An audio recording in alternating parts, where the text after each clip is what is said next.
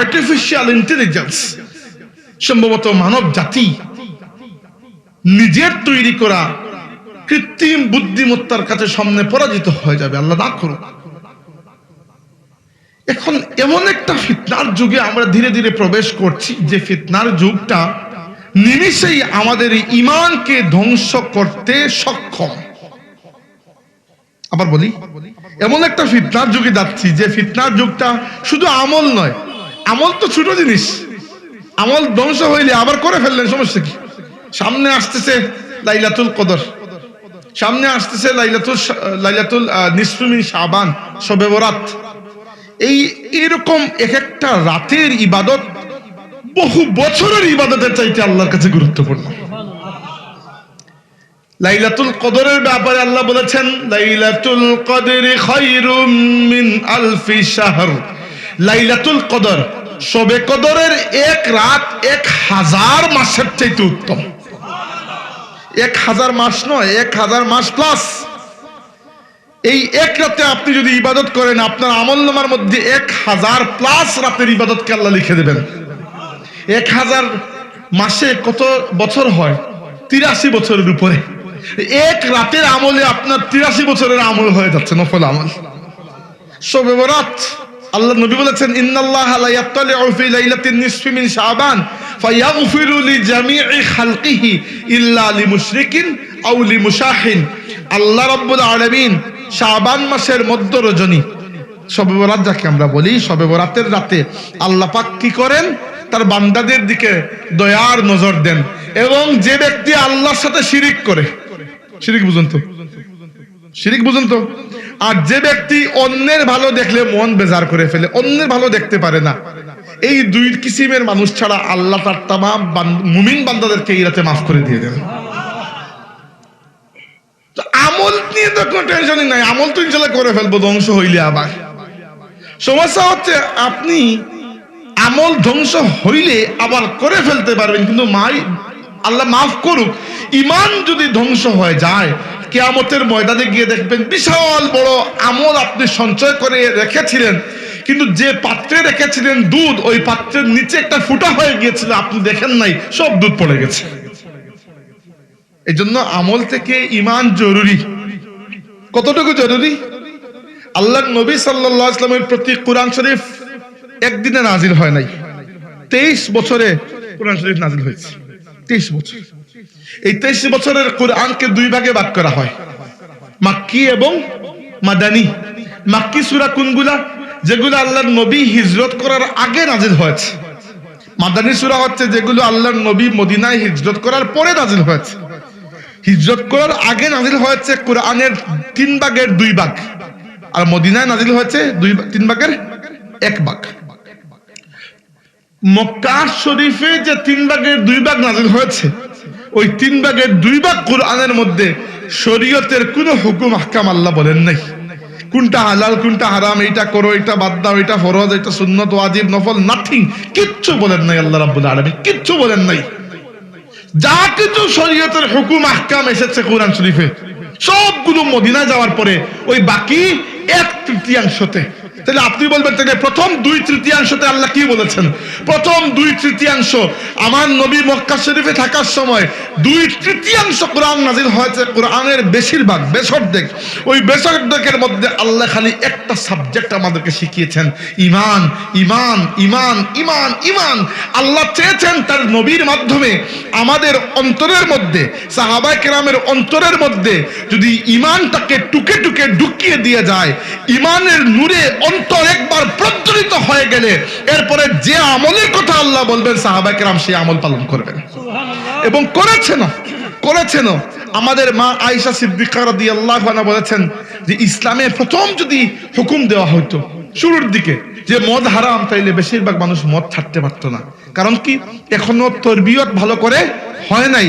যতদিন পর্যন্ত আল্লাহর নবী সাহাবীদেরকে তালিম তরবিয়ত দিতে এদের অন্তরকে মাটির মানুষ থেকে সোনার মানুষে পরিণত না করেছেন, অতদিন পর্যন্ত কঠিন কোনো নিয়ম ইসলামে আসে নাই।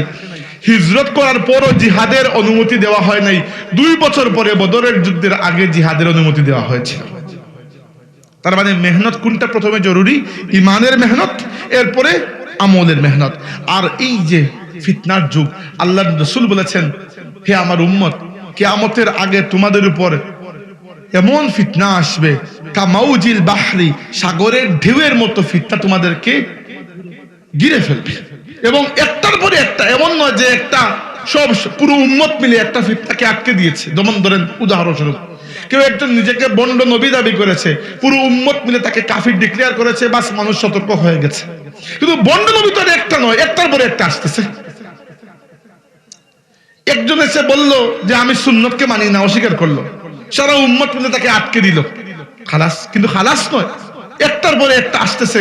যত সময় যাচ্ছে আল্লাহর নবীকে এবং সুন্নতকে অস্বীকার করার মতো মুসলমানের সংখ্যা বৃদ্ধি পাচ্ছে, নাউজুবিল্লাহ।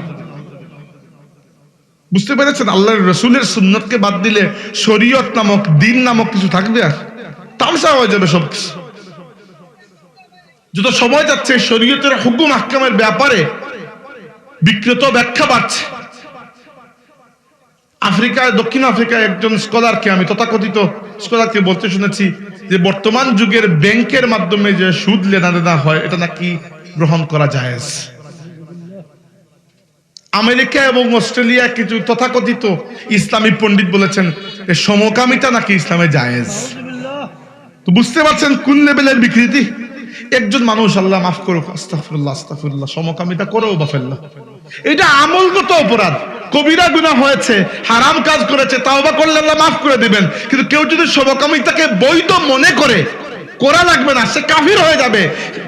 সমকামিতা করা লাগবে না মনে করে যদি সে জায়েজ মনে করে, যদি সে হালাল, তাহলে কাফির হয়ে যাবে। নামাজ ছেড়ে দেওয়া কবিরা গুনাহ, নামাজকে অস্বীকার করা কুফরি। বুঝতে পেরেছেন? কেউ নামাজকে স্বীকার করলো, গাফলতির কারণে পড়লো না, কবিরা গুনাহগার হবে। তাওবা না করলে মাফ হবে না, তাওবা করলে মাফ হয়ে যাবে। কিন্তু কেউ বলল নামাজকে আমি ফরজ মানি না, সে কাফির হয়ে যাবে, আর তাওবাও কাজ হবে না। তখন নতুন করে ঈমানকে নবায়ন করতে হবে, নতুন করে ঈমান আনতে হবে। এমনকি নিজের স্ত্রীও তালাক হয়ে যাবে, পুনরায় বিবাহ দুয়ারতে হবে, নইলে বিবাহ শুদ্ধ হবে না। কারণ কেউ একজন স্বামী স্ত্রীর মধ্যে কেউ একজন কাফির হয়ে গেলে অটোমেটিক বিবাহ ভঙ্গ হয়ে যায়, মুরতাদ হয়ে গেলে। আচ্ছা, যেটি বলছিলাম যে তারুণ্যের জন্য এটা বিশেষ করে অ্যালার্মিং, শঙ্কাজনক। কি জন্য? দুইটা কারণে। একটা হচ্ছে যে আমাদের তারুণ্য খুব দ্রুত দেশের বাইরে যাচ্ছে, এবং বাংলাদেশি ডায়াসপোরা, যেটা ডায়াসপোরা মানে হচ্ছে একটা দেশের কিছু যে মানুষগুলো বাইরে থাকে। আমি দোষ দিচ্ছি না ভাই, আমি নিজেও দেশের বাইরে বর্তমানে আছি, পার্মানেন্টলি থাকার জন্য যাই নাই, কিন্তু আপাতত আছি। আমার ফ্যামিলিও এখানে, এই জন্য নিজেকেও আমি আপাতত প্রবাসী মনে করছি। তো প্রবাসে যাওয়া ইটসেলফ কোনো খারাপ জিনিস বলছি না, কিন্তু সমস্যা কি হচ্ছে, প্রবাসে যারা যাচ্ছেন তারা এই বেঈমানদের ফাঁদে পড়ে অনেকেই খুব দ্রুত ঈমান হারা হয়ে যাচ্ছেন, নাউজুবিল্লাহ। আমি নিজের চোখে দেখেছি মুসলমানদের মধ্যে অনেকেই। আরেকটা অসুবিধা হচ্ছে তারুণ্যের, যে আমাদের মুরব্বীরা তথ্য প্রযুক্তির সেই অবাধ প্রবাহ পান নাই যেটা আমরা পেয়েছি। একটা যুগে যখন আমাদের চাচাদের মনে থাকতে পারে, চিঠির যুগ ছিল, চিঠিপত্র লিখতে হইতো, তাই না? তো বিদেশে চিঠি পাঠাইলে 14 দিনে যাইতো, আর 15 দিনে আসতো, কত যন্ত্রণা। এরপরে আসলো টেলিগ্রাম না কি জানি, 3-4-5টা শব্দ লিখে দেওয়া যাইতো, আরো কি হাবিজাবি। আচ্ছা, যোগাযোগ ব্যবস্থা উন্নত হলো, আসলো টেলিভিশন, সরি প্রথমে আসলো রেডিও। রেডিওতে দেখা যাইতো না, খালি শোনা যাইতো। এবং রেডিও, তার রেডিওর কেন্দ্র ছাড়া অন্য কোনো জায়গা থেকে আপনি প্রচার করতে পারবেন না। তো কি প্রচার করা হচ্ছে না হচ্ছে এটাও সরকারের হাতে থাকতো, সরকার চাইলে ভালোটা দেখাইতে শোনাইতে পারতো। এরপরে আসলো টেলিভিশন।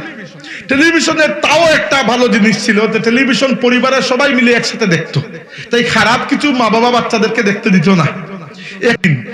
এই যে মোবাইলের, তো এখন আপনি আর দেখতে দিবেন আর না দিবেন কি, এখন তো আমার নিজের বেডরুমের মধ্যে আমি যা ইচ্ছা দেখতে পাচ্ছি। এটা হচ্ছে সবচেয়ে বড় একটা আশঙ্কার বিষয়। মোবাইলকে নিয়ে আমি এত বেশি খারাপ কথা ইচ্ছা করে বলবো না, কারণ আমি নিজে ইউজ করি, নিজে ইউজ করে খালি লম্বা লম্বা কথা বলা উচিত নয়। কিন্তু আমি বলতে চাচ্ছি আমাদেরকে সতর্ক হওয়া উচিত। বাদ দেওয়ার কথা বলছি না, বাদ দিয়ে আমিও পারবো না, সত্যি কথা যেটা আমি বলছি সতর্ক হওয়ার কথা। কারণ কি? কারণ হচ্ছে হ্যাঁ অবশ্যই তথ্য প্রযুক্তির কিছু ভালো দিক তো আছে, অবশ্যই আছে। তো এর মধ্যে খারাপ দিক কোনটা? খারাপ দিক হচ্ছে ধরেন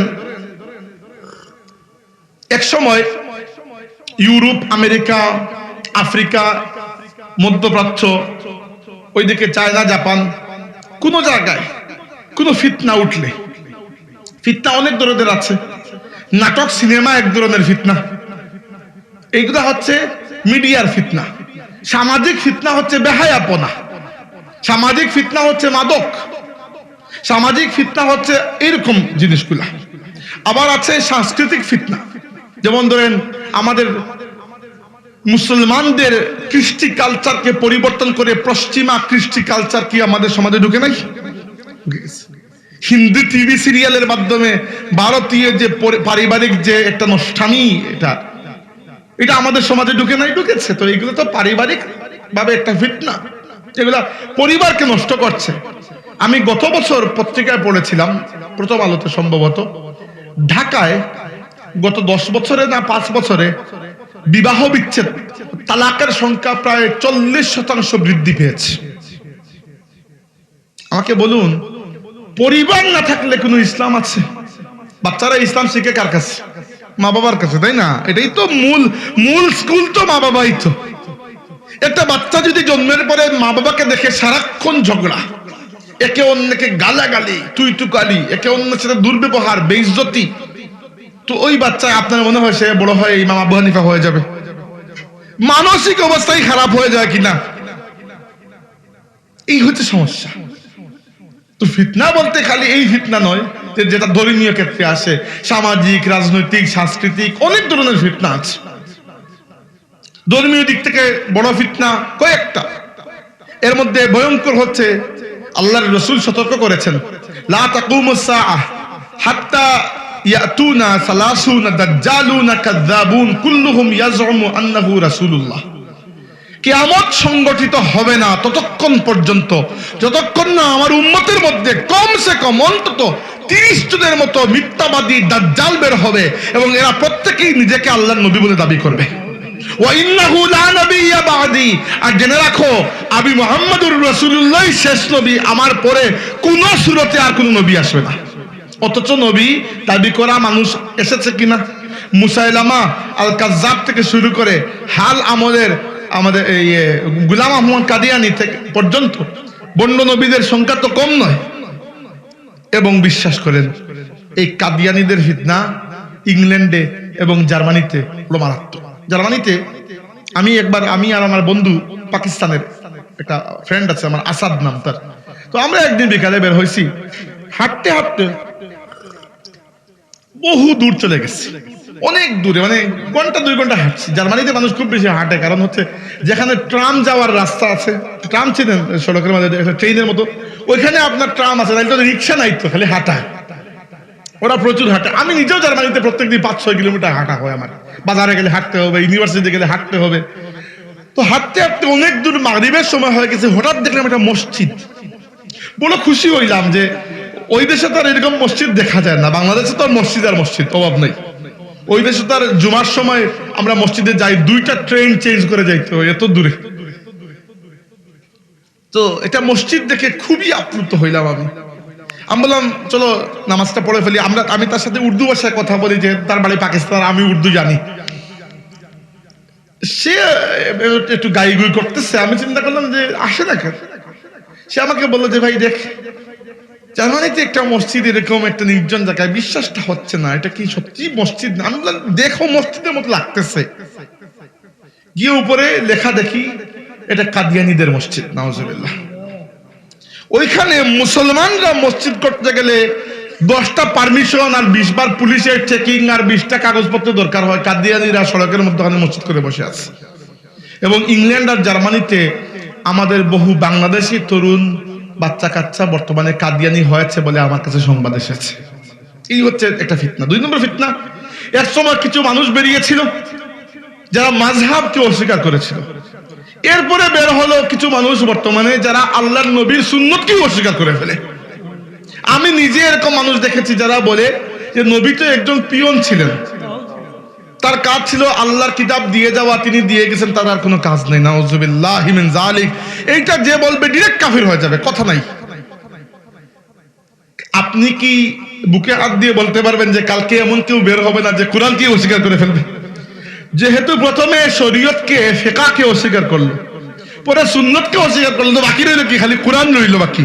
কোরআন মোটামুটি টিকে আছে মজলুম অবস্থায়, দুদিন পরে কোরআনও টিকে থাকে কিনা সন্দেহ। তাও কোরআন টিকে আছে এই জন্য যে কোরআনকে হেফাজত করার জিম্মাদারি আল্লাহ নিজে নিয়েছেন। নাইলে আমরা যে খবিস এই দুনিয়ার মুসলমানরা, আমরা অন্ততপক্ষে 10-20টা কোরআন বানায় ফেলতাম। প্রত্যেক দল যার যারে কোরআন নিয়ে একে অন্যের সাথে ঝগড়া করতো না? করতো। আল্লাহ হেফাজত করেছেন আলহামদুলিল্লাহ, এই জন্য অন্ততপক্ষে কোরআন শরীফ এক আছে। তো ফিতনা তো আষ্টে পৃষ্ঠে জড়িয়ে ধরেছে। এজন্য আমাদের তারুণ্য আজকের যুগে সজাগ হওয়া লাগবে। আর সজাগ হওয়া লাগবে কি জন্য? যে আল্লাহ রাব্বুল আলামিন যে কাজের জন্য পাঠিয়েছেন আপনাকে, আর যে কাজের বেতন আপনি নিচ্ছেন, সেই কাজটাকে ঠিক মতো করা উচিত না? আল্লাহ আপনাকে পাঠিয়েছেন কি জন্য? কুরআন শরীফে এসেছে, আল্লাহ বলেছেন কুনতুম খায়রা উম্মাতিন উখরিজাত লিন-নাসি তা'মুরুনা বিল মা'রুফি ওয়া তানহাউনা আনিল মুনকারি ওয়া তু'মিনুনা বিল্লাহ। আমি চাই এই আয়াতটা আপনারা শব্দ শব্দ ভালো করে বুঝেন যারা তরুণ। কুনতুম, তোমরা, ডিরেক্টলি আল্লাহ তোমাদেরকে বলছেন তোমরা খায়রা উম্মাতিন, শ্রেষ্ঠ জাতি। এমন না যে দুনিয়ার মধ্যে তোমরাই একমাত্র জাতি, অন্যান্য নবীদের অন্যান্য উম্মত ছিল, কিন্তু তোমরা শ্রেষ্ঠ জাতি। উখরিজাত লিন-নাস, আল্লাহ তোমাদেরকে বের করেছেন মানুষের জন্য। খালি মানুষের মধ্য থেকে যে বের করেছেন তা নয়, তা তো বটেই, তোমাদেরকে বের করেছেন মানুষের কল্যাণের জন্য।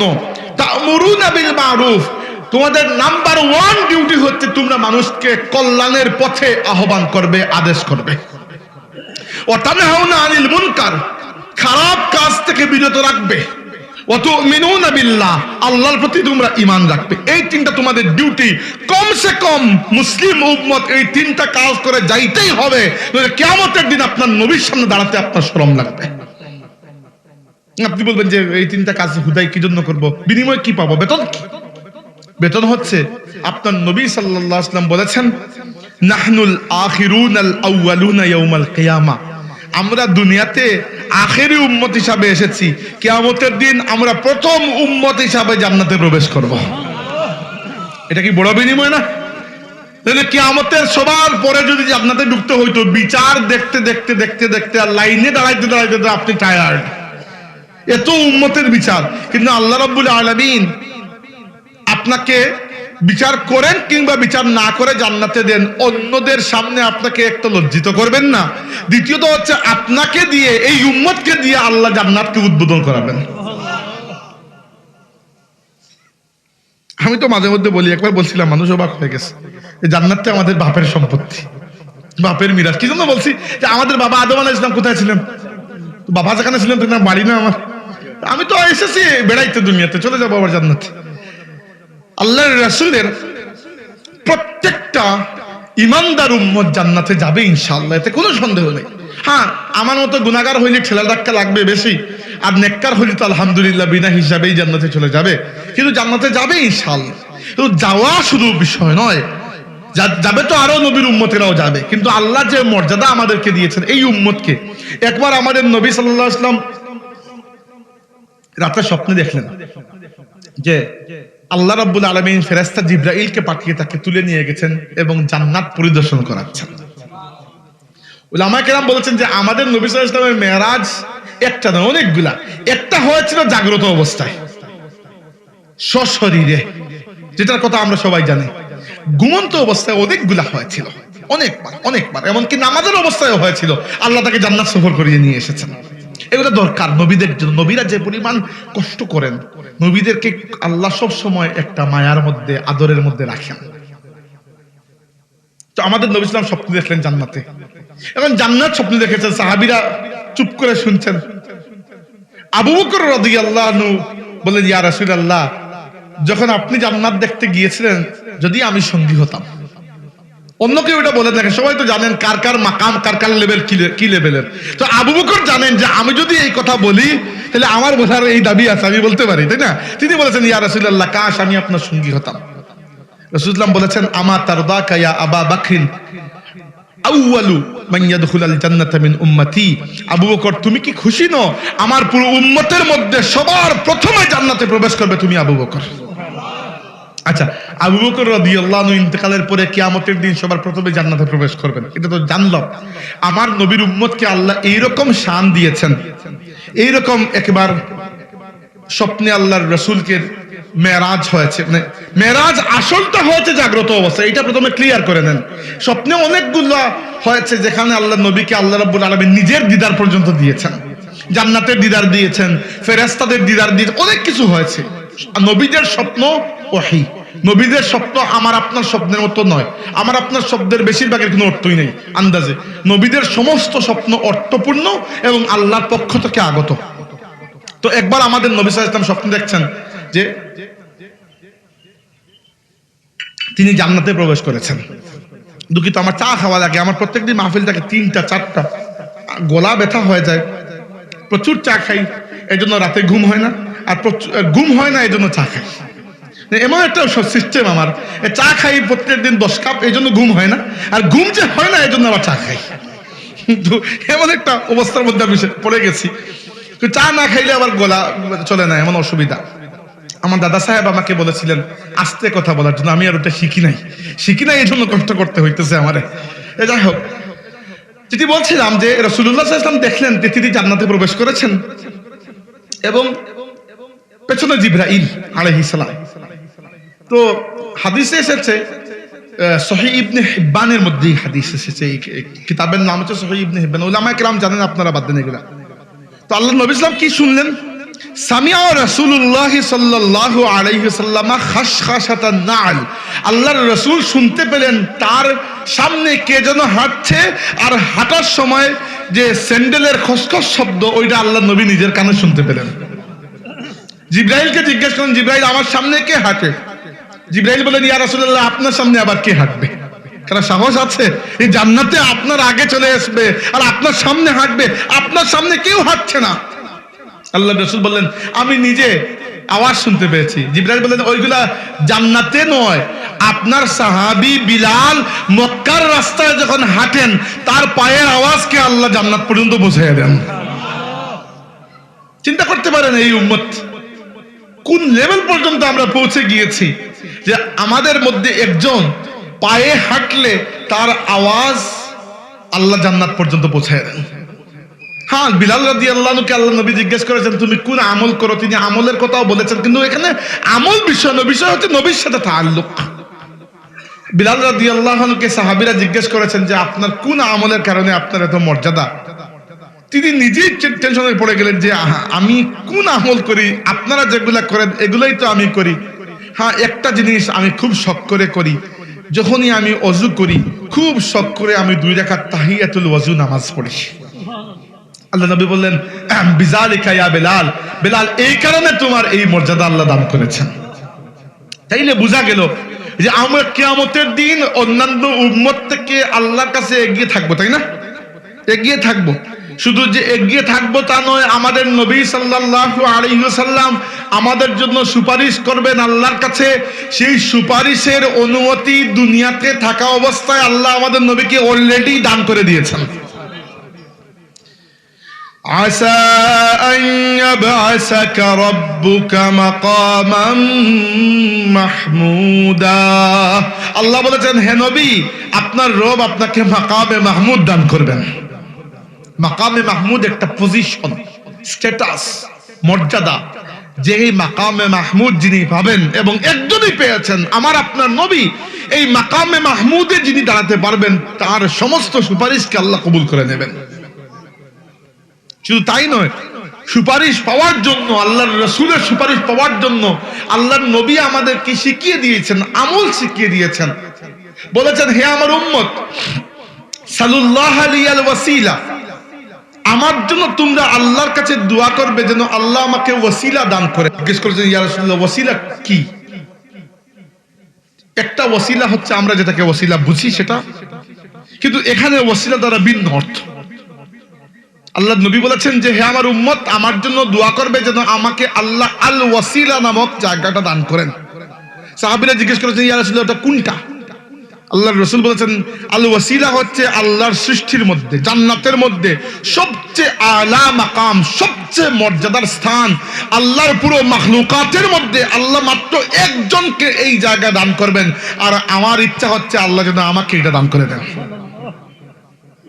তোমরা আমার জন্য দোয়া করবে। এবার দেখেন আমরা আল্লাহর নবীর জন্য দোয়া করি কিংবা না করি, এটা তো বুকে হাত থেকে বিশ্বাস করতে পারি যে আল ওয়াসিলা নামক জায়গা তো আল্লাহ আমাদের নবীকেই দেবেন ইনশাআল্লাহ। কিন্তু ভাই আগের মাত্র মাইক দিয়ে দেন, এরকম করলে আমার আওয়াজ নিজে না শুনলে অসুবিধা হয়। আগেরটা দিয়ে দেন প্লিজ। প্রত্যেক আজানের পরে আমার নবী বলেছেন হাল্লাত লাহু শাফাআ, ওই ব্যক্তির জন্য আমার শাফাআত ওয়াজিব হয়ে যাবে। এবার আল্লাহ আপনাকে কুনতুম খায়রা উম্মাতিন বলেছেন, শ্রেষ্ঠ উম্মত। আমরা বলি না আমরা শ্রেষ্ঠ উম্মত, শ্রেষ্ঠ উম্মতের ইউনিফর্ম পরেছেন, বেতনও নিবেন শ্রেষ্ঠ উম্মতের, কাজ করবেন না, এরকম কি হইতে পারে বলেন? আপনার সে আপনি জেলা প্রশাসক হয়েছেন আর জেলা প্রশাসনের অফিস দখল করে বসে আছেন, বেতনও নিচ্ছেন কিন্তু কোনো কাজ করেন না, এটা কেমন? এটা তো দুর্নীতি। তো এভাবে আমরা যদি বেতন তো কিয়ামতের দিন আমরা নেবই নেব, তাই না? এটা তো ছাড়বো না আমরা। আল্লাহ রাব্বুল আলামিন আমাদের নবীকে অপশন দিয়েছেন, হে আমার নবী, হয় আমি আল্লাহ আপনাকে অপশন দিচ্ছি দুইটা, একটা বেছে নিবেন। একটা হচ্ছে আপনার অর্ধেক উম্মতকে আমি বিনা হিসাবে জান্নাতে দিয়ে দেব, আরেকটা হচ্ছে আপনাকে আমি এমন শাফাআতের অনুমতি দেব যে শাফাআতের কোনো লিমিট নাই, আনলিমিটেড। কোনটা নেবেন? নবী বলেছেন আল্লাহ আমি শাফাআত নেব। শাফাআত, আচ্ছা এই শাফাআত কতটুকু পর্যন্ত? এই শাফাআত অতটুকু পর্যন্ত নবী বলেছেন ইন্না শাফাআতি লি আহলিল কাবাইরি মিন উম্মতি, আমার উম্মতের মধ্যে যারা কবিরা গুনাহে লিপ্ত আছে এদের জন্য আমি আল্লাহর কাছে সুপারিশ করব। আমার নবীকে আল্লাহ বলেছেন বলা সাউফা ইউতিকা রাব্বুকা ফাতারদা, হে নবী আপনার রব আপনাকে এত দেবেন, এত দেবেন, এত দেবেন কিয়ামতের ময়দানে যে আপনি সন্তুষ্ট হয়ে যাবেন। আর নবী আমাদেরকে বলেছেন হে আমার উম্মত, যতক্ষণ পর্যন্ত আমার উম্মতের মধ্যে আমার উম্মত দাবি করা এবং আল্লাহর সাথে শিরিক না করা একজন মানুষ কিয়ামতের দিন জাহান্নামে পড়ে রইবে, অতক্ষণ পর্যন্ত আমি আল্লাহকে বলবো যে আল্লাহ আমি খুশি হই নাই, একজন উম্মত বাকি রয়ে গেছে, শেষ পর্যন্ত আল্লাহ ওই উম্মতকেও জাহান্নাম থেকে মুক্তি দিয়ে জান্নাতে প্রবেশ করাবেন। তো কিয়ামতের দিন তো আমাদের বাদশাহী আছে খালি নয়, কিন্তু আমরা দুনিয়াতে যদি কাজটা না করি তাইলে তো আমাদের নবী যদি লজ্জা পেয়ে যান আমাদেরকে দেখে তোমরা তো উম্মত নামের কলঙ্ক, নাউজুবিল্লাহ, তাইলে আমরা কি করবো? কারণ হাউজে কাউসারে এমন ঘটনা ঘটবে, অনেক মানুষকে আল্লাহ নবী পানি পান করাতে চাইবেন, ফেরেশতারা বলবেন ইয়া রাসূলুল্লাহ যদিও এরা আপনার উম্মত, কিন্তু আপনি দুনিয়া থেকে বিদায়ের পরে এরা আপনার দ্বীনকে ছেড়ে অন্য পথে চলে গিয়েছিল। নবী তখন আর সুপারিশ তো করবেনই না, বরং বলবেন সুহকান সুহকান লিমান বাদদালা বাদি, সুহকান সুহকান লিমান গায়্যারা বাদি, যারা আমার পরে আমার দ্বীনের মধ্যে বিকৃতি করেছিল এদের প্রতি এদের প্রতি মানে কি বলবো, এদের মুখ কালো হয়ে যাক, এরা দূর হোক আমার সামন থেকে। তো যদি ধিক্কার, তাহলে যদি আমরা এরকম মানুষ হয়ে যাই নাউজুবিল্লাহ, যাদেরকে দেখে আমাদের নবী ধিক্কার করেন, তাহলে তার উপায় নাই। এই জন্য দায়িত্ব পালন করতে হবে। কি দায়িত্ব? তিনটা। তা'মুরুনা বিল মারুফ, সৎ কাজের আদেশ, তানহাউনা আনিল মুনকার, অসৎ কাজের নিষেধ। 3 নাম্বারটা হচ্ছে তুমিনুনা বিল্লাহ। একটা একটা করে শুরু করি। তুমিনুনা বিল্লাহ, এটা প্রথমে বলছি, আল্লাহর প্রতি ঈমান। ঈমানের সবচেয়ে কঠিন বিষয় হচ্ছে একটাই মাত্র, বাকি সব সুজা। ঈমানের সবচেয়ে কঠিন বিষয় হচ্ছে ঈমান আনতে হয় গায়েবের উপর, এটা কঠিন বিষয়। বাকি ঈমান যদি গায়েবের উপর না আনতে হইতো, ঈমান বড় সুজা কাজ ছিল। উদাহরণস্বরূপ ধরেন ভাই আমারে বললেন যে আপনার ডান পাশে সভাপতি সাহেব বসে আছে, আমি হাত দিয়ে দেখলাম ঠিক আছে বসে আছেন, হাজির আছেন, বিশ্বাস করলাম বসে আছেন। এখন ধরেন এই চেয়ারে কেউ নাই, উনি বলতেছেন ভাই সত্যি আপনার ডান পাশে সভাপতি বসে আছেন, আমি দেখলাম কেউ নাই। এখন গায়েবের উপর ঈমান আনাটা কষ্টকর না? কষ্টকর। এখন দেখেন আমরা যত কিছুর উপর ঈমান আনি সবই গায়েব। আমানতু বিল্লাহি ওয়া মালাইকাতিহি ওয়া কুতুবিহি ওয়া রুসুলিহি ওয়াল ইয়াউমিল আখিরি ওয়াল কদরি খাইরিহি ওয়া শাররিহি মিনাল্লাহি তাআলা ওয়াল বাসি বাদাল মাউত। এই সবই গায়েব। না আপনি আল্লাহকে দেখেছেন, না ফেরেশতাকে দেখেছেন, না কোনো নবী রাসূলকে দেখেছেন। সবাই তো আপনি দুনিয়া থেকে আসার আগেই বিদায় নিয়েছেন। না আপনি কোরআনকে নাজিল হইতে দেখেছেন, না অন্য কোনো আসমানি কিতাবকে আসছে দুনিয়াতে দেখেছেন, না আপনি কবরের জিন্দেগি দেখেছেন, না কবর থেকে উঠে এসে আপনাকে কেউ কবরের আযাবের কথা বলেছে, না আপনি জান্নাত দেখেছেন, জাহান্নাম দেখেছেন, হাসরের ময়দানের বিচার দেখেছেন, না তাকদীর আপনি দেখেছেন। কিচ্ছু আপনি দেখেন নাই, তবুও বিশ্বাস করে বসে আছেন। এবং এই বিশ্বাসের এত মর্যাদা। আল্লাহ বলেছেন হুদাল্লিল মুত্তাকিন আল্লাযীনা ইউমিনুনা বিল গায়ব। আল্লাহ বলেছেন কোরআন মুত্তাকিদের জন্য হিদায়াত।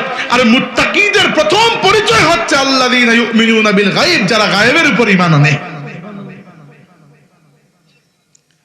মুসলিম, মুমিন, মুত্তাকি। মুত্তাকি হচ্ছে উপরের জায়গা, সর্বোচ্চ লেভেল, সুপারলেটিভ। মুত্তাকি তারা যারা জান্নাতে যাওয়া লাগবে না। ওয়া উজলিফাতিল জান্নাতু লিল মুত্তাকিনা গায়রা বাঈদ। মুত্তাকিদের জন্য জান্নাত নিজে এগিয়ে আসবে। আর মুত্তাকি কারা? their number one quality is they believe in unseen। তারা গায়েবের উপর ঈমান আনে। আপনি গায়েবের উপর ঈমান এনেছেন, আলহামদুলিল্লাহ, আপনি মুত্তাকি হওয়ার এক নাম্বার কোয়ালিটি অর্জন করেছেন। এটা খুশি হওয়া দরকার আমাদের যে আলহামদুলিল্লাহ এই আজকের ফিতনার যুগেও আমার ভাইয়েরা, আমার চাচারা, দাদারা, আমি সহ আমরা গায়েবের উপর ঈমান এনেছি। আল্লাহ যেন কিয়ামত পর্যন্ত আমাদের ঈমানকে সালামত রাখুন, আমরা বলি আমিন। এইটা আজকের যুগের সবচেয়ে বড় চ্যালেঞ্জ। কারণ আজকের যুগে নাস্তিকদের, একসময় দুনিয়াতে নাস্তিকতা কম ছিল, শিরিক ছিল। মানুষ এক বড় খুদাকে মানত, সাথে ছোট ছোট ছোট ছোট বিভিন্ন খুদা লাগিয়ে দিত। মক্কার কুরাইশরা আল্লাহকে কখনো অস্বীকার করে নাই। কুরআন শরীফে এসেছে যে কুল মান খালাকাস সামাওয়াতি ওয়াল আরদ লা ইয়াকুলুনাল্লাহ ওয়ালা ইন সাআলতাহুম মান খালাকাস সামাওয়াতি ওয়াল আরদি লা ইয়াকুলুনাল্লাহ। রাসূল, তাদেরকে যদি আপনি জিজ্ঞেস করেন যে আসমান জমিন কে বানিয়েছে, তারা বলবে আল্লাহ বানিয়েছেন। মক্কার কাফিররা আল্লাহকে অস্বীকার করতো না। প্রবলেম কি? প্রবলেম হচ্ছে আল্লাহর সাথে আরো নানান ধরনের দেবদেবী এরা লাগিয়ে দিছিল। লাত, মানাত, উজ্জা, তারা বলতে এগুলো আল্লাহর পুত্র। নাউজুবিল্লাহ। আমরা যে তালবিয়া পড়ি না হজের সময়, লাব্বাইক আল্লাহুম্মা লাব্বাইক লাব্বাইক লা শারীকা লাকা লাব্বাইক। তো আরবের মুশরিকরা যারা, এরাও তো ইব্রাহিম আলাইহিস সালামের আওলাদের মধ্যে, তো এরাও হজ করত, কিন্তু হজের মধ্যে এরা শিরক ঢুকিয়ে দিত। এরা বলতো লাব্বাইক আল্লাহুম্মা লাব্বাইক লাব্বাইক লা শারীকা লাকা লাব্বাইক ইল্লা মা তামলিকুহু ওয়া মা মালাক। তারা বলতো আল্লাহ তোমার কোনো শরীক নাই, তবে তুমি যাদেরকে নিজে শরীক বানাই নিছো এরা তোমার শরীক। হুদাই একটা কথা আর কি, আল্লাহ কাউরে শরীক বানায়, তারা বানাইয়া লাগাই দিছে আল্লাহর সাথে। এইটা হচ্ছে শয়তানের সবচেয়ে বড় চাল এক জমানায়। আদম আলাইহিস ইসলামের সময় দুনিয়াতে কোনো শিরিক ছিল না। নূহ আলাইহিস ইসলামের পরে দুনিয়াতে শিরিক শুরু হইল। আর আমাদের নবী সাল্লাল্লাহু আলাইহি ওয়াসাল্লাম আসা পর্যন্ত দুনিয়াতে শিরিক ছিল। হ্যাঁ, কোনো কোনো জায়গায় নবীরা এসে শিরিককে মিটিয়েছেন, কিন্তু ইন জেনারেল শিরিকটা এখনো পর্যন্ত আছে। আলহামদুলিল্লাহ, আমাদের নবীর বরকতে মুসলমানরা মূর্তি পূজা বাদ দিয়েছে, কিন্তু দুনিয়ার সবাই তো এখনো বাদ দেয় নাই। এবং দুনিয়ার সব ধর্মে একমাত্র ইসলাম আর ইহুদি ধর্ম ব্যতীত সব ধর্মে বহু খুদাকে বিশ্বাস করা হয়। আমরা এক খুদাকে বিশ্বাস করি, আর ইহুদিরাও এক আল্লাহকে বিশ্বাস করে। তারা বলে ইয়াহুবা, আল্লাহকে তারা ইয়াহুবা বলে হিব্রু ভাষায়, এক আল্লাহতে বিশ্বাস করে। কারণ কি? কারণ তারা 2-3 বার শিরিক করছিল, এমন পিটা আল্লাহ দিয়েছেন ঠান্ডা হয়ে গেছে এরা একবারে। একবার ইহুদিরা গরুর বাচ্চার পূজা করেছিল। আল্লাহ বলেছেন তোমাদের শাস্তি হচ্ছে যে সবাইকে মৃত্যুদণ্ড, যারা মূর্তি পূজা করছো আর যারা করো নাই। যারা করো নাই তারা যারা করছে এদেরকে হত্যা করতে হবে, এরকম কঠিন শাস্তি। ইহুদিরা ভয় পেয়ে আর কখনো মূর্তি পূজা করে নাই। কিন্তু বাকিদেরকে আল্লাহ এরকম আযাব দেন নাই বলে মূর্তি পূজা রয়ে গেছে। মূর্তি পূজা যদি না থাকে, কেউ কখনো নবীর পূজা করতেছে, যেমন খ্রিস্টানরা তাদের নবী ঈসা আলাইহিস সালামকে আল্লাহর পুত্র বানিয়ে দিচ্ছে। নাউজুবিল্লাহি মিন যালিক। এজন্য আমরা বলি লাম ইয়ালিদ ওয়া লাম ইউলাদ। না আল্লাহ কাউকে জন্ম দিয়েছেন, না আল্লাহকে কেউ জন্ম দিয়েছে। আর আমাদের পার্শ্ববর্তী হিন্দু ভাইয়েরা বসবাস করেন। হিন্দু ধর্মে খুদা সবচেয়ে বেশি, প্রায় 33 কোটি খুদা। চিন্তা করতে পারেন, প্রত্যেক দিন যদি একজনের ইবাদত করেন, শেষ করতে পারবেন এই জীবনে? কাবার হবে? কাবার হবে না। তো আমরা বেঁচে গেছি, এক আল্লাহর ইবাদত করতে গিয়ে কোমরে কোমরে এত বেদনা আমাদের। আর এত ক্ষুধা থাকলে চিন্তা করতে পারেন, মক্কা শরীফের মানুষ 360টা মূর্তির পূজা করছে। তো বছরে একজন ক্ষুধা যদি বাই চান্স নারাজ হয়ে যান, উনাকে আবার কনভিন্স করতে হলে উনার বাড়ি আসতে আসতে 1 বছর লাগবে আরো, তাই না? আমাদের নবী কি করেছেন? এসে আমাদের নবী এসে এই সমস্ত ক্ষুধার গ্রেফতারি থেকে আমাদেরকে মুক্ত করে এক আল্লাহর বান্দা বানিয়ে দিয়েছেন। মানব জাতির প্রতি মুহাম্মদুর রাসূলুল্লাহ সবচেয়ে বড় ইহসান হচ্ছে মানব জাতিকে তিনি স্বাধীন বানিয়ে দিয়েছেন। নইলে উঠতে বসতে খালি যারে দেখে খালি সেজদা করা লাগতো, তাহলে তো অবস্থা খারাপ হয়ে যেত। সূর্যরে এক সেজদা, চন্দ্ররে এক সেজদা, তাই না? গাছ রে, মাছ রে, সাপ রে, ব্যাং রে খালি সেজদাই দিতেছেন আপনি। কেমনে কি আপনার জীবনে তো আর কোমর সোজা হয়ে দাঁড়ানোর মতো কোনো অবস্থা থাকতো না। আমার নবী সাল্লাল্লাহু আলাইহি ওয়াসাল্লাম বলেছেন সব খোদা মিথ্যা, লা ইলাহা, আল্লাহ ছাড়া আর কোনো মাবুদ নাই, ইল্লাল্লাহ, কেবল আল্লাহ। এটা আমার নবীর সবচেয়ে বড় অবদান। তো এক আল্লাহকে অস্বীকার কেউ কখনো করে না। এমনকি ইউরোপে যে ধর্মগুলো ছিল, গ্রিক এবং রোমান ধর্ম যেগুলো ছিল, সেখানেও একজন বড় খোদা থাকত, ওনার নাম ছিল জিউস, ZEUS, জিউস। ওকে বলা হতো ফাদার অফ দি গডস, খুদাদের আব্বা। আচ্ছা, এর নিচে বিভিন্ন ডিপার্টমেন্টে বিভিন্ন খোদা ছিল। জিউসের পুত্র, কন্যা, শালী সম্বন্ধিক সবই ছিল, সবই আবার খোদা। বর্তমান দুনিয়াতে এটা উল্টে গেছে। কি উল্টে গেছে? মানুষ পুরো উল্টে গেছে। এখন মানুষ মিথ্যা খোদা তো দূরের কথা, সত্যিকারের সৃষ্টিকর্তাকেও আর বিশ্বাস করতে চায় না, এমন মানুষ দুনিয়াতে বেরিয়েছে। এদেরকে নাস্তিক বলা হয়। এরা বিশ্বাস করে দুনিয়াটা সৃষ্টি হয়েছে র্যান্ডমলি, এমনি এমনি। মানে এমনি এমনি সৃষ্টি যে হয়েছে দুনিয়াটা, এটা আমি মানতাম, হয়তো একটা কারণে মানতে পারতেছি না, যে দুনিয়াটা এত সুশৃঙ্খল। এমনি এমনি হইলে এত সুশৃঙ্খল হওয়া সম্ভব ছিল না। পেছনে কেউ একজন কারিগর আছেন, নইলে এমনি এমনি হইলে এত সুন্দর হওয়া সম্ভব ছিল? উদাহরণস্বরূপ ধরেন আমার সামনে বাচ্চা বসে আছে, তার হাতে আমি 12টা বল দিলাম, 12টা বল, 4টা বল দিলাম লাল কালারের, 4টা দিলাম সবুজ কালারের, 4টা বল হলুদ কালারের, দিয়ে বললাম যে বাবা তুমি একটা কাজ করো, এই বলগুলা সারিবদ্ধভাবে সাজাও, এক সারি হবে লাল, এক সারি সবুজ, এক সারি হলুদ। তারা কি করতে হবে? আমার হাত থেকে এসে বলগুলা দিতে হবে, এখানে গিয়ে সুন্দর করে প্রথমে 4টা রাখবে, এরপরে আরো 4টা, এরপরে আরো 4টা, এভাবে তো করতে হবে, তাই না? আচ্ছা, সে যদি বলগুলা নিয়ে এরকম আন্দাজি নিক্ষেপ করে 12টা বল, আপনার কি মনে হয় বলগুলো গিয়ে ঠিক মতো বসবে জায়গা মতো? তার মানে দুনিয়াকে কেউ একজন যদি না বানাইতো, এবং এমন কেউ একজন যে প্রজ্ঞাময়, আল আজিজ আল হাকিম, দুনিয়া এরকম সুশৃঙ্খল হইতে পারত কখনো? কতটুকু সুশৃঙ্খল আমি শুধু আপনাকে এতটুকু বলি যে এই পৃথিবীতে নানান ধরনের ফোর্স বা শক্তি রয়েছে। এর মধ্যে একটা শক্তি হচ্ছে গ্রেভিটি বা মাধ্যাকর্ষণ শক্তি বলা হয়। যারা বিজ্ঞান পড়েছেন এতটুকু তো জানেন নিশ্চয়ই। প্রত্যেকটা গ্রহ, নক্ষত্র, আসমানে এই মাধ্যাকর্ষণ শক্তির বলে একে অন্যের দিকে আকর্ষণ এবং বিকর্ষণ করে।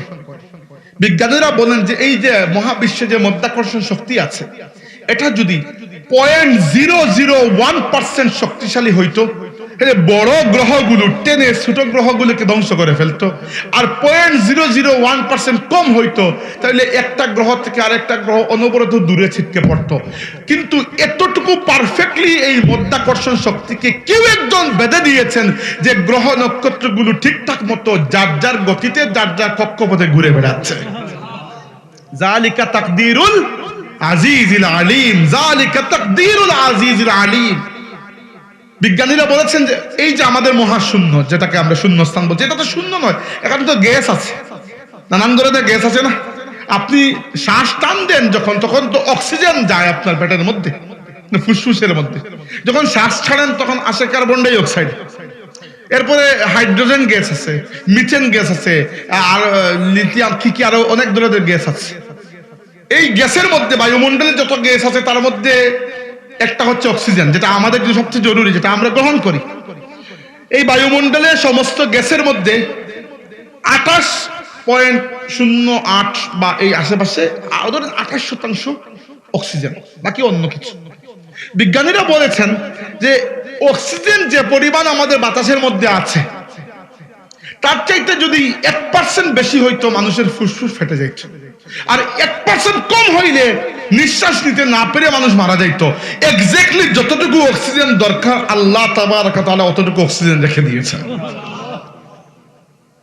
এমনি এমনি তৈরি হয়ে গেলে তো পারফেক্ট সম্ভব ছিল না, কখনো সম্ভব ছিল না। তো দুনিয়াতে এমনি এমনি সৃষ্টি হয় নাই, কিন্তু এই যে ঈমান গায়েবের উপর আনতে হয়, এই গায়েবের উপর ঈমান আনার একটা কঠিন অবশ্যই কাজ, কারণ মানুষ যা দেখে তা সহজে বিশ্বাস করে, যা দেখে না তা এত সহজে বিশ্বাস করতে পারে না। এজন্য বহুত মানুষ আজকে বিশেষ করে তরুণরা গুমরাহ হয়ে যাচ্ছে। আপনাদের প্রতি আমি আরজ করছি, আমার তরুণ ভাইয়েরা, বিদেশে যাবেন যান, পড়ালেখা করবেন, চাকরি করবেন, ব্যবসা বাণিজ্য করবেন, সবই করবেন, কিন্তু দয়া করে মনে রাখবেন যে আপনাকে একদিন আল্লাহর সামনে গিয়ে দাঁড়াতে হবে, এবং সেটা একা। কুল্লুহুম আতিহি ইয়াউমাল কিয়ামাতি ফারদা। কিয়ামতের দিন প্রত্যেকে আল্লাহর সামনে একা গিয়ে দাঁড়াবে। আপনার জীবনের অজুহাত কি ছিল? কোন কারণে আপনি নামাজ পড়তে পারেন নাই? কোন কারণে বয়স 75 হয়ে গেছে এখনো পর্যন্ত কোরআন শরীফ শুদ্ধ করে পড়া শিখলেন না? কোন কারণে আপনি রোজা রাখেন নাই? কোন কারণে মায়ের সাথে খারাপ ব্যবহার করেছেন? আমাকে অজুহাত আর যুক্তি দিয়ে লাভ নেই। কিয়ামতের দিন আল্লাহকে গিয়ে যদি বুঝাইতে পারেন ঠিক আছে, আপনি তো কামিয়াব। আর আল্লাহকে বুঝাইতে না পারলে অসুবিধা হবে। মনে রাখবেন এই কথাটা, যে আপনি প্রথমে নিজে ঈমান আনবেন, এরপরে শেষ নয়, এরপরে আরো দুইটা দায়িত্ব আপনার উপরে এসে পড়বে। তা'মুরুনা বিল মারুফ ওয়া তানহাউনা আনিল মুনকার। সমাজের মধ্যে আপনি সৎ কাজের আদেশদাতা এবং অসৎ কাজের নিষেধকারী হিসাবে থাকতে হবে। মুসলমান হওয়ার জন্য, উম্মতে মুহাম্মদী হওয়ার জন্য ওয়াজিব হচ্ছে এই কাজগুলো আপনাকে আদায় করা। তবে হ্যাঁ, প্রত্যেকের আলাদা আলাদা সক্ষমতা আছে, সবাই তো আর একই কাজ করতে পারবে না। এজন্য আমাদের নবী 3টা ক্যাটাগরি দিয়েছেন। মান রাআ মিনকুম মুনকারান ফালইয়ুগাইয়িরহু বিয়াদিহি ফাইল্লাম ইয়াসতাতি ফাবিলিসানিহি ফাইল্লাম ইয়াসতাতি ফাবিকলবিহি ওয়া যালিকা আযআফুল ঈমান। নবী বলেছেন, তোমরা যদি সমাজে কোনো খারাপ কাজ দেখো, প্রথমত হাত দিয়ে, শক্তি দিয়ে এটাকে আটকে দিও বা পরিবর্তন করে দিও। যদি সেই শক্তি না থাকে, সবার তো আর এই শক্তি নাই, তাইলে ফাবিলিসানিহি, জবান দিয়ে খারাপের প্রতিবাদ করবে। ফাইল্লাম ইয়াসতাতি, যদি জবান দিয়ে কথা বলার খারাপের বিরুদ্ধে শক্তি না থাকে, ফাবিল কলবিহি, তাহলে অন্তর দিয়ে কমসে কম খারাপকে ঘৃণা করো। ওয়া যালিকা আযআফুল ঈমান, এবং এটা ঈমানের দুর্বল স্তর। উদাহরণ দিচ্ছি, ধরেন আপনাদের এলাকায় কোনো জায়গায় মাদকের খুবই ছড়াছড়ি, উদাহরণ দিচ্ছি আমি, আল্লাহ মাফ করুন, আসলে না এমনি বলছি, ধরেন মাদক বা অন্য কিছু, বা ধরেন একটা মেয়ে স্কুলে যাওয়ার সময় প্রত্যেক দিন কয়েকটা ছেলে খুবই ডিস্টার্ব করে। এখন এখানে একটা পদক্ষেপ নেব, সবচেয়ে ভালো পদক্ষেপ দিতে পারবেন যিনি ইউএনও, আপনার উপজেলা নির্বাহী অফিসার, কারণ পুলিশ তার কথা চলে। তিনি যদি চান তাইলে এই মাদকের আড্ডা, এই জুয়ার আড্ডা, এই মেয়েদের নিরাপত্তা একদিনই ব্যবস্থা করতে পারবেন না, কারণ তার কাছে পুলিশ আছে। এটা আপনি পারবেন না। 2 নম্বরটা তো আমার, কারণ আমি একজন পরিচিত মানুষ, আমাকে মানুষ চিনে, আমার সামনে মাইক আছে, আমি গেলে মানুষ আমাকে স্টেজ দে, চেয়ার দে। আমি যদি সমাজের খারাপগুলো নিয়ে কথা না বলি, আর কে বলবে? আমি যদি না বলি তাইলে এটা আমার অপরাধ, তাইলে 2 নম্বর সক্ষমতা আমার, 3 নম্বর আপনার সক্ষমতা কম। আপনি যেটা করতে পারবেন, আপনি মুরব্বীদেরকে নিয়ে বসতে পারবেন এবং সামাজিকভাবে চাপ প্রয়োগ করতে পারবেন যে এখানে মদের আড্ডা বন্ধ করো, জুয়ার আড্ডা বন্ধ করো, মাদক বন্ধ করো, যৌতুক বন্ধ করো, নারীদের প্রতি জুলুম বন্ধ করো। এটা আপনারা করতে পারবেন চাইলে। যুব সমাজের একমাত্র কাজ এটা নয় যে ক্রিকেট খেলার আয়োজন করা আর ওয়াজ মাহফিলের আয়োজন করা, যে বছরে একবার ক্রিকেট একবার ওয়াজ মাহফিল। ঠিক আছে, ক্রিকেট খেলুন, ক্রিকেট খেলা আমি না করতেছি না, কিন্তু যুব সমাজের উপর সমাজের দায়িত্ব তো চলে আসে, তাই না? যুব সমাজের উপর সমাজের দায়িত্ব নির্ভর করে। সমাজকে যদি আমরা মনে করি সব কাজ সরকার করে ফেলবে, তাহলে আর তো সরকার করতেছে 54 বছর ধরে বাংলাদেশের সরকার কি বা করতেছে দেখতে পাচ্ছেন তো। আমাদের সাথে প্রায় একই সময় স্বাধীন হয়েছে কাতার এবং মালয়েশিয়া। আজ কাতার মালয়েশিয়া কই আর আপনি কই? আপনি খালি মুখে মুখে সিঙ্গাপুর হয়ে গেছেন। কোথায় সিঙ্গাপুর, কোথায় আপনি? আপনার দেশে একটা স্বাক্ষর দিলে একজন মানুষের পেনশন ছুটে যায়। অফিসের বাবু স্বাক্ষর দেবে না, 10টা অফিস ঘুরাইবে না। কারণ উপর দিক থেকে বেতন নিয়ে সে সন্তুষ্ট নয়, সে টেবিলের নিচ দিয়েও কিছু নিতে চায় এবং সেটাকে আবার হাদিয়া বলে। নাউজুবিল্লাহ। তাহলে আমি কি ওয়াজ করে কি নিতেছি? ঘুষ? ওইটা যদি হাদিয়া হতো, এটা কি? আমি তো ভয় পেয়ে গেছি একদিন এগুলো শুনে, এগুলোর নাম নাকি হাদিয়া। কি বলে এগুলা? তো মনে রাখবেন এই বিষয়গুলা, যে আমাদের দেশ ছোট, মানুষ বেশি, সরকারের পরিকল্পনা সবগুলা মাঠ পর্যায়ে বাস্তবায়ন হয় না আসলে। আর সরকারের গড় থেকে আসে 1 লাখ টাকা, আপনার কাছে আসতে আসতে 180 টাকা বাকিরা থাকে, বাকি সব রাস্তা দ্বারা খেয়ে ফেলে। এখন এই জন্য বলছি যে উন্নয়নমূলক কাজ হয়তো সরকার করবে, কিন্তু সংশোধনমূলক কাজ তো আমরাও করতে পারি না? ফুলতলী সাহেব পূজা করতেন।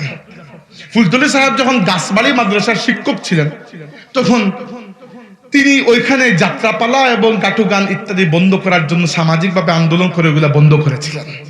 ফুলতলী সাহেব কিবলা রহমতুল্লাহি আলাইহি একবার আমাদের এলাকায় একটা কিছু হিন্দুদের প্রভাব ছিল এবং মুসলমানদের উপরে কিছু এলাকায় জুলুম করা হতো। ফুলতলী সাহেব মানুষ নিয়ে গিয়ে ওই সকল জুলুমকে, মুসলমানদের উপর জুলুমকে বন্ধ করেছেন। ফুলতলী সাহেব কিবলা রহমতুল্লাহ আলাইহি সামাজিকভাবে তো গুরুত্বপূর্ণ দায়িত্ব পালন করেছেন, রাজনৈতিকভাবে এরকম গুরুত্বপূর্ণ দায়িত্ব যে ফুলতলী সাহেব কিবলা রহমতুল্লাহ আলাইহি ব্রিটিশ বিরোধী আন্দোলনের একজন কর্মী ছিলেন এবং ভারতের আসামের করিমগঞ্জ, কাছাড় ইত্যাদি যে এলাকা, ওই সকল এলাকায় ব্রিটিশ সরকার ফুলতলী সাহেবকে শুট এট সাইটের অর্ডার দিয়েছিল, দেখা মাত্র গুলির নির্দেশ। ওই অবস্থায় তিনি ঘোড়া না হাতির পিঠে চড়ে এসে একটা রাজনৈতিক সমাবেশে বক্তৃতা দিয়েছেন। এরপরে যখন পুলিশকে খবর, পুলিশ যখন আসতেছে গ্রেফতার করার জন্য, এর মধ্যে কাপড় চেঞ্জ করে পেছন দিকে পড়ে লাফিয়ে নেমে একটা খাল সাথে চলে গেছে। পুলিশ তাকে খুঁজে পায় নাই।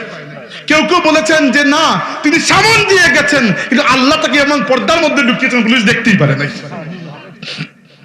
এরকম বরেণ্য রাজনৈতিক জীবন ছিল বাংলাদেশের। যখনই আল্লাহর রাসূলের ইজ্জত হরমতের বিরুদ্ধে এবং ইসলামী শিক্ষার বিরুদ্ধে, ইসলামের সংস্কৃতির বিরুদ্ধে কোনো আইন কানুন বা কোনো কথাবার্তা বলা হয়েছে, ফুলতলী সাহেব রহমতুল্লাহ আলাইহি তখন অন্যান্য মাসলাকের আলিমদেরকেও সঙ্গে নিয়েছেন এবং তীব্র আন্দোলন গড়ে তুলে বাংলাদেশে ইসলামের জান্ডাকে কায়েম রেখেছেন। ফুলতলী সাহেব রহমতুল্লাহি আলাইহি জীবনের শেষ দিকে সেই 95 বছর বয়সে 2007 সালে হাজারো হাজারো মানুষ নিয়ে ইসলামী শিক্ষার স্বাতন্ত্র্য এবং স্বকীয়তাকে রক্ষার জন্য ঢাকায় লং মার্চ করেছিলেন। সেই লং মার্চ আজকে আমরা ভুলি নাই এবং এর ফলাফল স্বরূপ আজকে ইসলামী আরবি বিশ্ববিদ্যালয় প্রতিষ্ঠিত হয়েছে। তো এইরকম রাজনৈতিক জীবন। তো ফুলতলী সাহেব রহমতুল্লাহ যদি খালি বলতেন যে আমার কাজ হচ্ছে ফু দেওয়া, কিন্তু ঠিক আছে ফু দিতেন, কিন্তু তখন তিনি আর জুবদাতুল আরিফিন হইতে পারতেন না। তখন তিনি হয়তো এই শতাব্দীর অন্যতম একজন মুজাদ্দিদ হতে পারতেন না। তখন হয়তো তিনি ফুলতলী সাহেব কিবলা হতে পারতেন না, জাস্ট একজন পীর হয়ে বসে থাকতেন। আর ফুলতলী সাহেব কি বলতেন যে আমাকে পীর বলবে না, আমাকে মুল্লা বলবে, আমার বগলের মধ্যে কিতাব থাকে। সাবকিল্লা রহমতুল্লাহ সারা জিন্দগি হাদিসের খেদমত করেছেন বিভিন্ন মাদ্রাসায়, গাছবাড়ি মাদ্রাসায়, সতপুর মাদ্রাসায়, ইসামতি মাদ্রাসায়, ফুলতলী মাদ্রাসায় ফুলতলী সাবকিল্লা রহমতুল্লাহ হাদিসের দর্শ দিয়েছেন। 1 2 নম্বর, কুরআন শরীফের খেদমত, এত মহান খেদমত তিনি করেছেন। 1950 সালের দিকে দারুল কিরাতের পড়ানো শুরু হয়েছিল, সাবকিল্লা একাই পড়ানো শুরু করেছিলেন। আজ 2026 সাল, দারুল কিরাতের বয়স কমসে কম 75 বছর হবে। এই 75 বছরে আল্লাহর এক বান্দার ওসিলায় কত লক্ষ মানুষ যে বিশুদ্ধভাবে কোরআন শরীফ মতো আল্লাহ তাবারaka ওয়া তাআলা ব্যতীত আর কেউ জানে না। তিনি তো আর আসমান থেকে নাজিল হন নাই, কোনো না কোনো মায়ের পেট থেকেই বেরিয়ে এসেছেন, কোনো না কোনো বাবার আওলাদ। তিনি যদি হতে পারেন, আপনি কেন পারবেন না? কথা তো এটাই। আমার নবী সাল্লাল্লাহু আলাইহি ওয়াসাল্লামের জন্য মক্কা শরীফের দরজা আস্তে আস্তে বন্ধ হয়ে যাচ্ছে। মক্কার মানুষ ইসলাম কবুল করছে না। মক্কায় প্রায় 10,000 মানুষ 13 বছর ধরে আমার নবী দাওয়াত দিয়েছেন। 13 বছরের দাওয়াতে মুসলমানদের সংখ্যা মাত্র 250, এত কম। আল্লাহ রাব্বুল আলামিন তখন একটা নতুন দরজা খুললেন, দরজার নাম হচ্ছে মদিনা। আমার নবী মদিনায় যাওয়ার আগে 2 বছর আগে একজন তরুণ মুসআব ইবনে উমাইর রাদিয়াল্লাহু আনহুকে পাঠিয়ে দিলেন মদিনায়। মুসআব যাও, আমি যাওয়ার আগে মদিনায় তুমি গিয়ে ইসলামের জন্য একটা জায়গা প্রস্তুত করো, ইসলামের দাওয়াত দাও।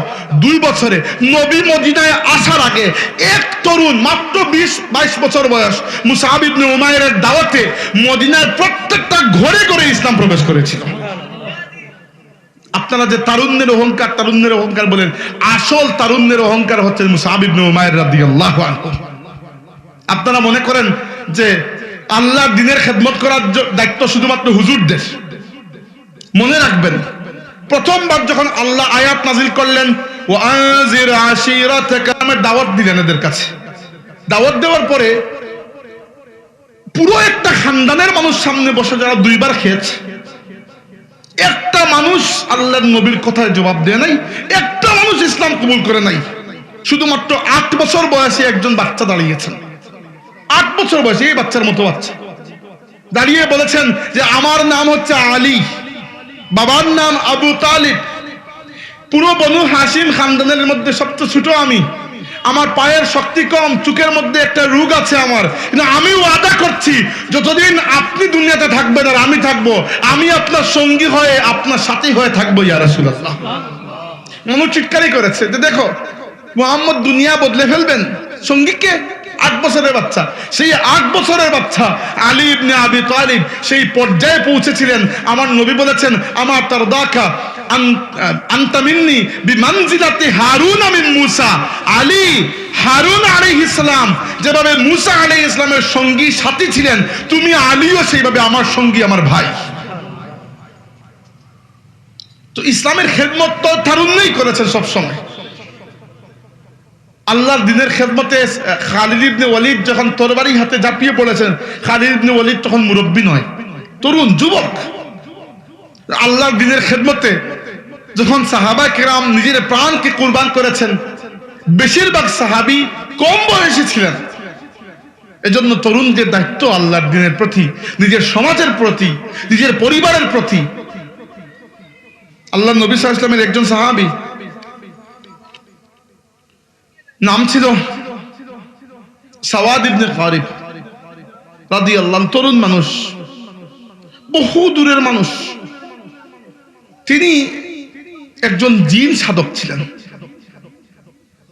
তো মানে কোন কোন জায়গা থেকে আল্লাহ রাব্বুল আলামিন আমার নবীকে সঙ্গী দিয়েছেন, সাহাবী দিয়েছেন, ও কোন কোন জায়গা থেকে আল্লাহ মানুষ জুটিয়েছেন। সাওয়াদ ইবনে গারিব একদিন আল্লাহর রাসূলের কাছে আসলেন, এসে বললেন ইয়া রাসূলুল্লাহ, আমি একজন জিন সাধক, এখন আমার একটা পোষা জিন আছে, গত 3 রাত ধরে ওই জিনটা প্রত্যেক রাতে আমার কাছে আসে, এসে লাঠি দিয়ে আমাকে ঘুম থেকে তুলে বলে আমাকে, তিনি বললেন কবিতার ভাষা, তিনি একজন কবি, বললেন যে আতানি সালাসা লায়ালিন ফাকালু কুল্লা লাইলাতিন আতাকা রাসূলুম মিন লুওয়াই ইবনে গালিবি। প্রত্যেক রাতে ওই জিন আমাকে ঘুম থেকে তুলে বলে যে লুওয়াই ইবনে গালিবের বংশের মধ্যে একজন নবী এসেছেন, তুই যা গিয়ে ওই নবীর উপর ঈমান আন। 3 দিন হয়ে গেল, আমার ঘুম নাই। এরপরে চিন্তা করলাম আপনার কাছে আসার জন্য, ইয়া রাসূলুল্লাহ আমি আপনার কাছে ঈমান আনবো। এবং ঈমান আনার পরে তিনি আল্লাহর নবীকে কেন্দ্র করে ইঙ্গিত করে একটা কবিতা বলেছিলেন। কবিতাটি বলতে চাচ্ছি, তিনি বলেছিলেন, এই কবিতার মধ্যে একটা শিক্ষা আছে, এই জন্য বলতে চাচ্ছি, খুব খেয়াল করে শুনবেন। কবিতা তিনি বলেছিলেন ফাআশহাদু আন্নাল্লাহা লা রাব্বা গায়রুহু ওয়া আন্নাকা মা'মুনুন আলা কুল্লি গায়বি। তিনি বলেছিলেন ফাআশহাদু আন্নাল্লাহা লা রাব্বা গায়রুহু, আমি সাক্ষী দিচ্ছি আল্লাহ ছাড়া আর কোনো রব নাই, ওয়া আন্নাকা মা'মুনুন আলা কুল্লি গায়বি। ইয়া রাসূলুল্লাহ আপনি পবিত্র বংশের, পবিত্র পিতার পবিত্র সন্তান, আর আল্লাহর কাছে ওয়াসিলা হিসাবে পেশ করার জন্য আপনি সর্বোচ্চ সর্বশ্রেষ্ঠ ওয়াসিলা। এরপরে আসল লাইন যেটা বলতে যাচ্ছি, তিনি বলেছেন ফামুরনা বিমা ইয়াতিকা ইয়া খায়রা মুরসাল ওয়া ইন কানা ফিমা জাআ শাইবুজ জাওয়াইবি। বলেছেন ইয়া রাসূলুল্লাহ আমি আপনাকে বলছি, আপনি আল্লাহর কাছ থেকে যা কিছু নিয়ে এসেছেন এগুলো আমাকে আদেশ করুন, আমি আপনার প্রত্যেকটা কথা অক্ষরে অক্ষরে মানব। আপনার কথা মানতে গিয়ে আমি যুবকের কালো চুল যদি পেকে সাদা হয়ে যায়, তবু আমি আপনার প্রত্যেক কথা অক্ষরে অক্ষরে পালন করব। এই হচ্ছে তৎকালীন যুগে মুসলমানদের ডেফিনেশন, যারা আল্লাহর রসুলের কথা শুনে কথা মানতে গিয়ে নিজের কালো চুলকে সাদা করতেও প্রস্তুত ছিল, সেই হচ্ছেন আল্লাহর নবী। এরপরে সাওয়াদ ইবনে গালিব বলেছেন وَكُنْ لِي شَفِيعًا يَوْمَ لَا ذُو شَفَاعَةٍ সিওয়াকা বিমুগনিন আন সাওয়াদ ইবনে কারিবি। ইয়া রাসূলুল্লাহ, যেদিন সাওয়াদ ইবনে কারিবের জন্য সুপারিশ করার মতো আপনি ছাড়া আর কেউ থাকবে না, সেদিন আপনি সাওয়াদ ইবনে কারিবকে ভুলে যাবেন না। আল্লাহ নবী হেসে বললেন, কাদ আফলাহতা ইয়া সাওয়াদ, সাওয়াদ তুমি সফল কাম হয়ে গিয়েছো। এরকম তারুণ্য ছিল তখন, যে তারুণ্য আল্লাহর নবী মদিনায় যাওয়ার 2 বছর আগে তরুণ মুসআব ইবনে উমাইর মদিনায় গিয়ে আল্লাহর নবীর জন্য মদিনাকে ইসলাম হিসাবে উপহার দিয়েছেন। আল্লাহর নবীর সময় সেই তারুণ্য ছিল যারা আল্লাহর নবীকে এসে বুক ফুলিয়ে বলতে পেরেছেন, ইয়া রাসূলুল্লাহ আপনি আদেশ করুন, আপনার আদেশ পালন করতে গিয়ে আমার যৌবন শেষ হয়ে গেল, আমি আপনার আদেশ পালন করব। আজকের এই ফিতনার যুগে করতে পারি কিংবা না পারি, আমাদের এই ইমানের প্রয়োজন রয়েছে। সম্মানিত হাজিরিন, আমাদের তারুণ্য আজকে বিরাট একটা ফিতনার সামনে দাঁড়িয়ে, নানান ধরনের ফিতনা, ধর্মীয়, সামাজিক, রাজনৈতিক, বৈশ্বিক আর একটা ফিতনা। এই পৃথিবীতে তাম জাতি একত্রিত হয়েছে মুসলমানদের বিরুদ্ধে। গত 2 বছরে ফিলিস্তিনের গাজার মুসলমানদের উপর যে নারকীয় ভয়াবহ গণহত্যা চালালো ইসরায়েল, সেখানে ইউরোপ আমেরিকার কি মদত ছিল না? জাতিসংঘের মদত ছিল না? বিশ্ব ব্যাংক IMF এর মদত ছিল না? ছিল। মানবাধিকারের কথা কেউ বলতে আসে নাই। আমাদের উপরে যখন হামলা হয় তখন কারো মানবাধিকারের কথা মনে থাকে না। তো আমরা বাইরের দিক থেকে ফিতনায় নিমগ্ন, ভেতরের দিক থেকেও ফিতনায় নিমগ্ন। কিভাবে ভেতরের দিক থেকে? ভেতরের দিক থেকে হচ্ছে এভাবে যে বদরের ময়দানে 313 জন মানুষ উপস্থিত ছিলেন। এই 313 জনের রুহানিয়ত এরকম ছিল যে এদের সাহায্য করার জন্য আল্লাহ 3000 ফেরেশতা পাঠিয়ে দিয়েছেন। আর আজকে আমরা এত আল্লাহু আকবার আল্লাহু আকবার বলি, আল্লাহ ফেরেশতা পাঠান না। এমন নয় যে ফেরেশতারা অবসর নিয়েছেন, এমন নয় যে আল্লাহ ঘুমিয়ে পড়েছেন। লা তাখুযুহু সিনাতুন ওয়ালা নাওম। ইকবাল বলেছেন, ফিজায়ে বদর पैदा कर ফেরেশতা তেরি নুসরত কা উতর সকতা है गर्दू से कतार अंदर कतार रब्बी। তুমি বদরের সাহাবায়ে কেরামের মতো ওই পর্যায়ে চলে যাও, তাইলে এখনো ফেরেশতা তোমার সাহায্যার্থে আসমান থেকে কাতারের পরে কাতার নেমে আসবেন। আমরা যদি দুনিয়াকে আবার ইসলামের রঙে রাঙ্গাইতে চাই, তাইলে আমাদেরকে নিজের ঈমানকে মজবুত রাখতে হবে, সমাজে অন্যায়ের প্রতিবাদ করতে হবে এবং নেক কাজের আদেশ দিতে হবে। নেক কাজের আদেশের কথা আমি কমজোর করে বলছি, কারণ নেক কাজের আদেশ দেওয়া সোজা, খারাপ কাজের থেকে নিষেধ করা কঠিন। বুঝতে পেরেছেন? তাইলে যেখানে খারাপ দেখবেন সেখানে কথা বলবেন। আল্লাহর ওয়াস্তে জবান বন্ধ রাখার মধ্যে কোনো সমাধান নয়। সমাজে মিথ্যা, সমাজে জুলুম এই জন্য ছড়িয়ে পড়ে যে যারা সমাজে ভালো মানুষ তারা চুপ থাকে। সমাজে অন্যায় অবিচার এজন্য বৃদ্ধি পায়। হাদিসে এসেছে, একবার আল্লাহ রাব্বুল আলামিন, আমাদের নবীর আগের ঘটনা, মানে দুনিয়াতে আসার আগের ঘটনা, অন্য কোনো উম্মতের ঘটনা, আল্লাহ একবার জিবরাইল আলাইহিস সালামকে বললেন যে একটা জাতিকে ধ্বংস করার জন্য, একটা জনপদকে, কারণ এরা ভয়ঙ্কর ভাবে আল্লাহর নাফরমান। আল্লাহর নাফরমান তো নাফরমান, কাফির তো কাফির, বরং ভয়ঙ্কর আল্লাহ বিদ্রোহী। জিবরাইল বললেন, আল্লাহ এই অঞ্চলে এই জনপদে তোমার একজন নেক বান্দা আছে যে সব সময় তোমার ইবাদত করে, তাকে কি করব? আল্লাহ বলে, প্রথমে এর উপরে আযাব দাও, পরে বাকিদের উপরে আযাব দেবে। কেন? কারণ এই লোকটা শুধুমাত্র নিজের ইবাদত আমল বন্দেগী নিয়ে লিপ্ত ছিল, মগ্ন ছিল। আমার বিরুদ্ধে সমাজে যে এত বিদ্রোহ করা হচ্ছে, আমার এতটুকু গায়রাত তার মধ্যে নাই যে সে একবার তার চেহারার রংটা পরিবর্তন হবে, সে উফ বলবে, সে খারাপ দেখে মনের মধ্যেও কোনো কষ্ট পায় নাই। অতএব প্রথমে তার উপরে আযাব দাও, বাদ বাকি বাদের পরের উপরে দিবে। ইসলাম স্বার্থপর মানুষের দিন নয়। সমাজে অন্যায় দেখলে প্রতিবাদ করবেন। আপনারা রাজনীতিবিদ হবেন, অবশ্যই হবেন, কিন্তু প্রতিপক্ষকে ঘায়েল করার জন্য মিথ্যা মামলা দেবেন না। আপনারা বিচারক হবেন, উকিল হবেন, কিন্তু অন্যকে ফাঁসানোর জন্য মিথ্যা সাক্ষীর ব্যবস্থা করবেন না। আপনারা ব্যবসায়ী হবেন, দুনিয়া বাছা ব্যবসায়ী হবেন, সেই ব্যবসার মধ্যে রিশওয়া, প্রতারণা থাকবে না। আল্লাহ নবী বলেছেন, মান গাশশানা ফালাইসা মিন্না, যে প্রতারণা করে সে আমার উম্মতের অন্তর্ভুক্ত নয়। আপনারা চাকরিজীবী হবেন, কিন্তু রিশওয়াতখোর, কিন্তু ঘুষখোর হবেন না। আল্লাহ নবী বলেছেন, আর রাশি ওয়াল মুরতাশি কিলাহুমা ফিন্নার, ঘুষ দাতা এবং ঘুষ গ্রহীতা উভয়ই জাহান্নামী। এর মাধ্যমে সমাজে গ্রাস রুট লেভেলে পরিবর্তন আসবে। আমরা যদি সমাজের মধ্যে সত্যিকার অর্থে ইসলামের বাড়িধারা সিঞ্চন করতে পারি, সরকার ইসলাম বিরোধী কোনো কাজ করার সাহসই পাবে না। আর সমাজ যদি দেখা যায় ইসলামের উপরে নাই, সরকার, এক সময় ইন্ডিয়ার গোলাম, এক সময় আমেরিকার গোলাম, আরেক সময় জাতিসংঘের গোলাম, আরেক সময় IMF এর গোলাম, আরেক সময় বিশ্ব ব্যাংকের গোলাম। তো আমরা সারা জিন্দেগি খালি অমুকের গোলাম, বলে অমুকের বগলতলা থেকে বেরিয়ে অমুকের বগলতলা চলে যাব। তো কতদিন খালি বগলতলা থাকবেন আপনি? একটা দিন আল্লাহ বাংলাদেশের উপর দয়া করেছেন। কিভাবে? বাংলা ভাষায় কথা বলে এরকম মানুষ দুনিয়াতে আছে 28 কোটির মতো, বর্তমানে 28 কোটি। 4টা এলাকায় এদের অবস্থান, মানে বাঙালি 4 এলাকায় 4টা জায়গায় পাবেন। ভারতের পশ্চিমবঙ্গ, আসাম, ত্রিপুরা এবং বাংলাদেশ। বাংলাদেশ আর ভারতের 3টা এলাকা, আসাম, ত্রিপুরা আর পশ্চিমবঙ্গ, মানে কলকাতা। ত্রিপুরা হিন্দু অধ্যুষিত এলাকা, আসাম মূলত হিন্দু অধ্যুষিত, বেশিরভাগ হিন্দু। কলকাতা বেশিরভাগ হিন্দু। মাঝহাব থেকে বাংলাদেশকে আল্লাহ ইসলামের জন্য কবুল করে নিয়েছেন। আশ্চর্য না বিষয়টা, যে শিরকের ভেতরে থেকে আমরা মুমিন হলাম কিভাবে? সেই আল্লাহ যিনি ইয়ামেন থেকে শাহজালালকে পাঠিয়েছে এখানে, রাদিয়াল্লাহু আনহু ওয়া রাহমাতুল্লাহি আলাইহি। বাংলাদেশকে আমি একটা কথা বলি যে মাঝে মধ্যে বাংলাদেশকে আল্লাহ খুঁটি গেলে রেখেছেন, 4দিকে 4টা খুঁটি। উত্তর পূর্ব দিকে হযরত শাহজালাল সিলেটে, উত্তর পূর্ব দিকে, আচ্ছা উত্তর পশ্চিম দিকে রাজশাহীতে শাহ মাহদুম, দক্ষিণ আসেন দক্ষিণ পূর্ব দিকে চট্টগ্রামে শাহ আমানত, আর দক্ষিণ পশ্চিম দিকে খুলনা খান জাহান আলী। 4টা খুঁটি গেড়ে রেখেছেন আল্লাহ রাব্বুল আলামিন। আল্লাহ দয়া করেছেন আমাদের মাটিকে। আগামী দিনের দুনিয়ার নেতৃত্ব উঠবে এই উপমহাদেশ থেকে, এটা আমার বিশ্বাস। তবে কিভাবে বলছি না, কারণ এটা বলতে 2 ঘন্টা লাগবে, আরো এত সময় নেই, বক্তব্য শেষ। আগামী দিনে আল্লাহ আরবদের হাতেও ইসলামের নেতৃত্ব দিয়েছিলেন। এক সময় ছিল আরবদের হাতে, আরবদের এখন আর নাই, নেতৃত্ব দেওয়ার যোগ্যতা নাই।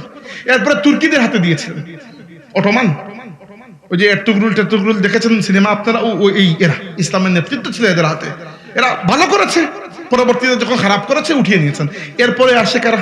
ইরান তো শিয়াদেরকে আমি তো গুমরাহ মনে করি, পথভ্রষ্ট সুন্নি বিশ্বের মধ্যে। এরপরে আসে আফগানিস্তান, পাকিস্তান, হিন্দুস্তান, বাংলাদেশ, এই দেশ।